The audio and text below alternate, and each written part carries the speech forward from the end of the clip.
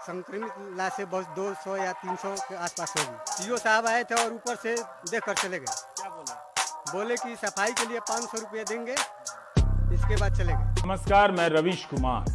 आंध्र प्रदेश के तिरुपति के रुइया अस्पताल में ऑक्सीजन की सप्लाई में बाधा आने से 11 मरीजों की मौत हो गई। तेलंगाना के भी 1-2 अस्पतालों से ऐसी खबरें आई हैं, लेकिन प्रशासन ने पुष्टि नहीं की है। न जाने कहां कहां देश में इस तरह से नरसंहार जारी है। ऑक्सीजन की कमी से लोग मर रहे हैं।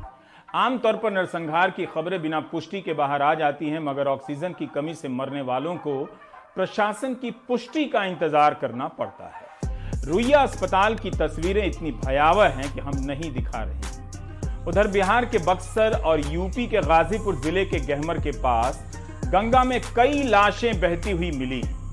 इनकी संख्या 40 से लेकर 100 से अधिक तक बताई जा रही है।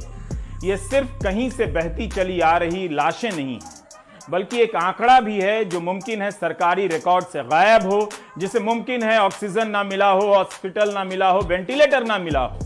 2 राज्यों के प्रशासनों के बीच इस बात को लेकर विवाद है कि लाशें उनके यहां से नहीं बहाई गई हैं, कहीं और से बहाई गई हैं।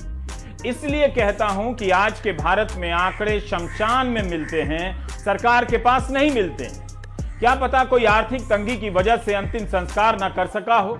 बिहार सरकार ने कहा है कि 71 लाशों का अंतिम संस्कार कर दिया गया है। यूपी सरकार को सतर्क रहना चाहिए। यह भी मुमकिन है कि इतनी मौतें हो गई हों कि जलाने की जगह और सामग्री कम पड़ गई हो और लोगों ने लाशों को बहा दिया।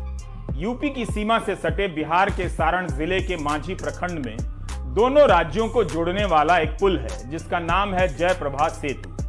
यहां देखा जा रहा है कि लोग कोविड संक्रमित शवों को नदी में फेंक दे रहे हैं।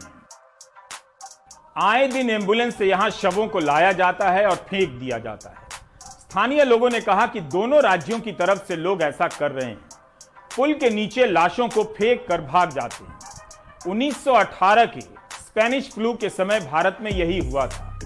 यहां इतने लोग मरे थे कि लाशों से नदियां पट गई थी। 102 साल बाद हम उसी हालात में पहुंचे हैं। क्या इन शवों को मरने वालों में गिना गया है? तब मशहूर कवि सूर्यकांत त्रिपाठी निराला ने उस दौर को बयां करते हुए लिखा है कि मैं दाल मऊ में गंगा के तट पर खड़ा था। जहां तक नजर जाती थी गंगा के पानी में इंसानी लाशें ही लाशें दिखाई देती थी। काश इस तरह का सच कोई कवि गंगा के किनारे खड़ा होकर लिख रहा होता। इसलिए मरने वालों की संख्या का सरकारी आंकड़ा झूठा है। सांसद जनार्दन सिंह सिग्रीवाल भी कह रहे हैं कि लाशों को नदी में फेंका जा रहा है। छपरा पुलिस रोकी।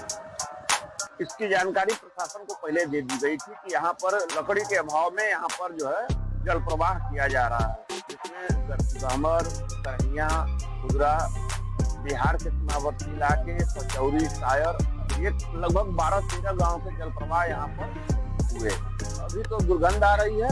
आने वाले भविष्य में यदि इसको नहीं रोका गया तो यहाँ पर महामारी फैल जाएगी।